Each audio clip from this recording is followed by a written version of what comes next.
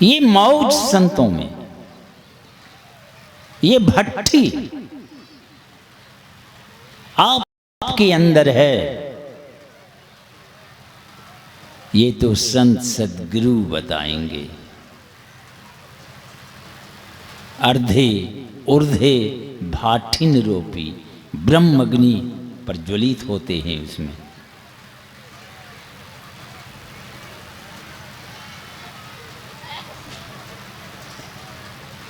उसी भट्ठी में आप प्रवेश करेंगे।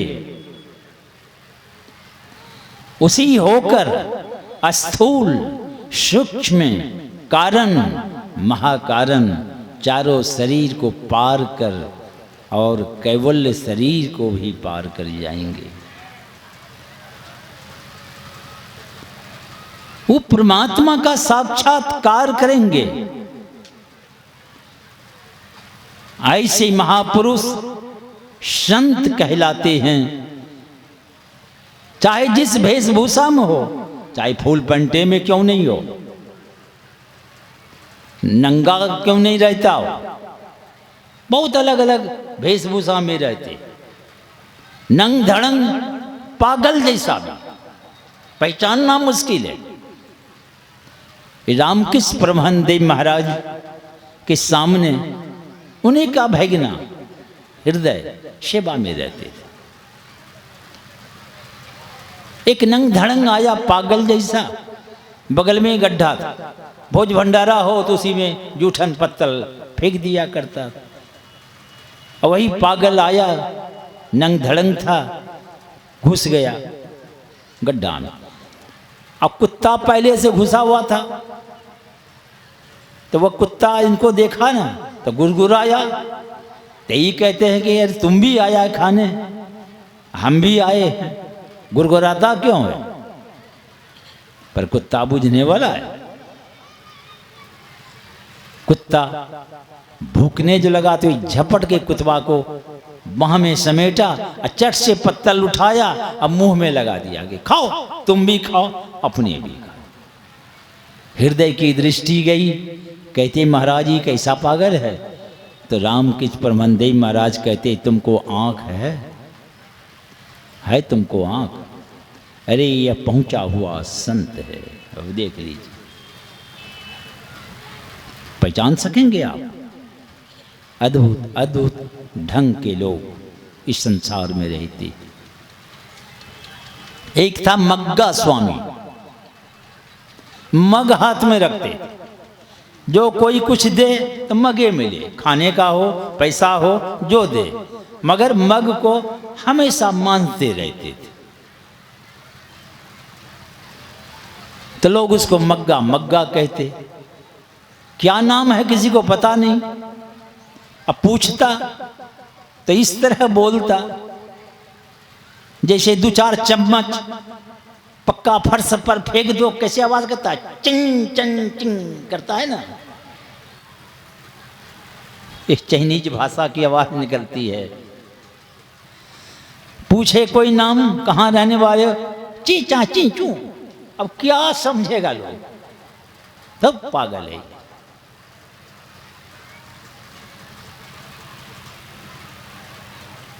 एक नौजवान रात में खोजते खोजते खोजते पहुंचा उसके पास। एक जगह रहता नहीं, कभी झाल जंगल में, कभी उधर तो कभी उधर, जंगल झाड़ में घुस के रहता, मस्त बैठा रहता। ये नौजवान पहुंच गए। बहुत देर प्रतीक्षा किए, बातें नहीं किए उनसे, मस्त बैठे। चले आए, एक रोज, दो रोज, दो चार रोज, लगातार गए, खोज ही लेते कहां बैठा है। एक दिन उठते हैं, वो मग्गा उठा और उस नौजवान के कंधा पर हाथ रखा और क्या कहा? रे बाहर क्या झांकता है, भीतर सारा ब्रह्मांड का खेल तुम देखोगे, बाहर क्या झांक रहे हो? और वे नौजवान कौन था जिनको ओशो कहते हैं, भगवान रजनीश।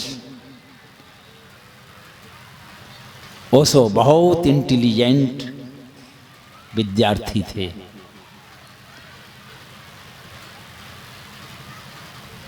वे गए प्रिंसिपल के ऑफिस में, कहा किधर आना हुआ है। तो कहा कि मैं स्कॉलरशिप लेने आया हूं। तो कहा ऐसे नहीं मिलेगी, एप्लीकेशन लिख के दो। कहा मैं आया हूं आपके पास और आपको देना है। प्रिंसिपल भी सोचने लगा कि ये कैसा लड़का है। प्रिंसिपल साहब कुर्सी पर बैठे हैं, ये नौजवान रजनीश खड़े, बातचीत हो रही है। कहा मैं आया हूं आपके पास और आपको देना है। किसी और लड़का को दे दिए थे। कहा कि उसको बुला के हमारे सामने पहले ले आइए, तब दीजिएगा उसको स्कॉलरशिप।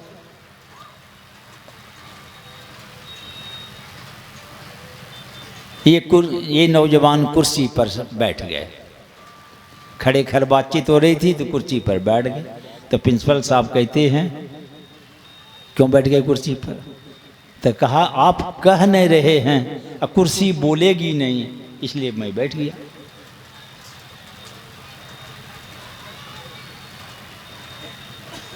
कुर्सी तो बोलेगी नहीं, आप कह नहीं रहे बैठने, इसलिए मैं बैठ गया। मैं स्कॉलरशिप लेने आया हूं।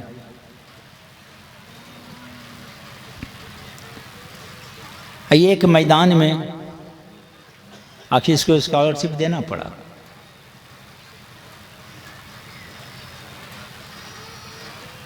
मैदान में बैठा हुआ था, वे टहलने निकले थे। तो देखा मैदान में बैठा हुआ, एक रोज दो रोज मैदान में बैठा रहता था। तो गया इनके पास, कहा तुम यहाँ बैठ बैठ के समय बर्बाद करते हो। तो ये कहते हैं मैं बैठ बैठ के समय बर्बाद कर रहा हूँ, इसका मतलब आप दौड़ रहे हैं तो आपको क्या मिला? आपको क्या मिला दौड़ने से? लगा कि इससे क्या बात करेंगे, चल दिया। टहल के जब घर पहुंचे, रात में नींद न आई। कहा ठीक है कह रहा था कि जीवन भर दौड़ रहे, मिला क्या? दुख में ही पड़े हैं, पहुंचे कहाँ हैं?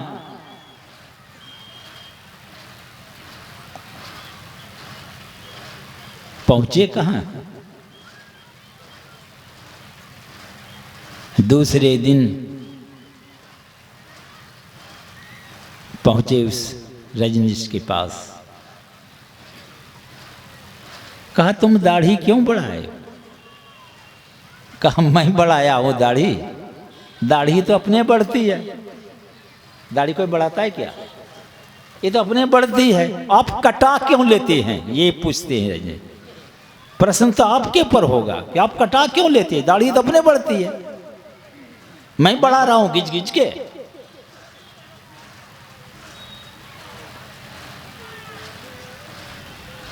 यही नौजवान आगे चल ओशो के नाम से प्रसिद्ध हुआ।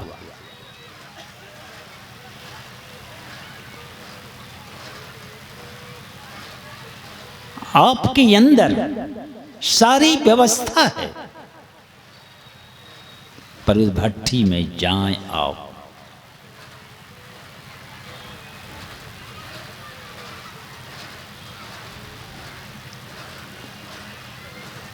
इसके लिए संत सद्गुरु के पास जाएं। बहुत बात है। अभी जब ध्यान की बात सुन रहे थे,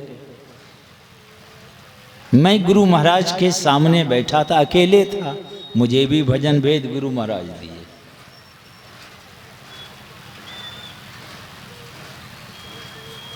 क्या कहा मुझे? गुरु महाराज 2 4 5 10 बार मंत्र बोले, ये तो बोलवे न कि कहाँ दृष्टि रख के जपना, खा मंत्र का जप करो।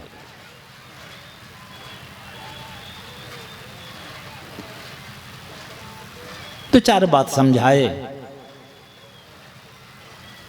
भजन भेद।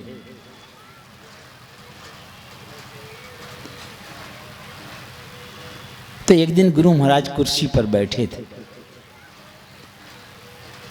हम सामने आए और वज्रासन में बैठ गए। कोई नहीं था, गुरु महाराज कुर्सी पर आसीन थे। हमारे अंदर एक जिज्ञासा उठी, तो मैंने कहा कि हुजूर, शंकराचार्य जी को भगंदर की बीमारी हो गई, रामकृष्ण परमहंस को कैंसर की बीमारी हो गई, बंदाबीर को कढ़ाई में खौला दिया, मंसूर को लोगों ने कुटिया दिया। इस तरह मैं 2 4 5 बतलाए। स्वामी दयानंद को भी शीशा पिस के पिला दी। भगवान बुद्ध को पेचिस की बीमारी हो गई, वे भी दुनिया छोड़ के चले गए। तो ये सब तो पहुंचे हुए थे, ऐसी दुर्दशा क्यों हो गई? तो गुरु महाराज कहते ही, तुम संत को देखे हो? जैसे गुरु महाराज बोले कि संत को देखे हो, मैंने कहा हाँ हुजूर देखे हैं। तो कहाँ देखे हो? बोले हुजूर कहाँ देखेंगे, सामने देख रहे हैं और कहाँ देखेंगे। तो गुरु महाराज खिलखिला के हंसते हुए धुर चुप हो गए। कहा देखे हो? मैंने कहा हाँ देखे। मैं कहाँ देखे हो? बोले हुजूर कहाँ देखेंगे, सामने देख रहे हैं।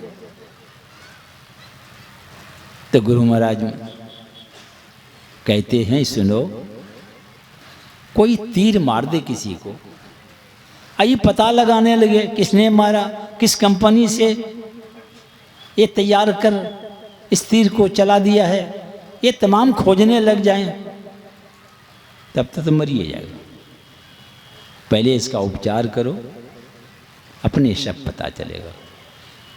यानी उस भट्ठी में प्रवेश करिए आप, आपके सारे जन्मों के कलमश जल के भस्म होंगे और उस कुंदन की तरह सोना की तरफ चमचमा उठेंगे। आप संत पद को प्राप्त करेंगे। और संत पद क्या है? शांति को प्राप्त कर लेंगे। यही तो सब खोज रहा है। इसलिए गुरु महाराज कहते शांति स्वरूप सर्वेश्वर जानो। परमात्मा शांति स्वरूप हैं। यही शांति प्राप्त महापुरुष को ही संत कहते। इसीलिए कहते संत और भगवान में कोई अंतर नहीं।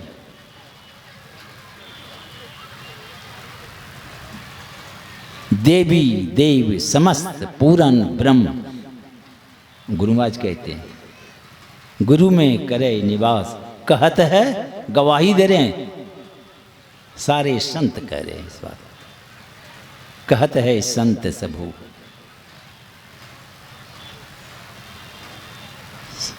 जब वही हो गए जानत तुम्हें वही हो गए, तो सारी सृष्टि उसमें, वे सब में। गुरु साक्षात पर ब्रह्म स्वरूप हो जाते। ऐसे ही संतों के चरणों में अपने को समर्पित कर अपने जीवन को सार्थक और सफल करें। संतों की महिमा अनंत है, कितना हो कहिए, अंत होने वाला नहीं है। उनकी युक्ति को जानकर आप अभ्यास करें, दुख का अंत होगा, जीवन सार्थक सफल होगा। बोलिए श्री सद्गुरु महाराज की जय। बोलिए प्रेम से श्री सद्गुरु महाराज की जय।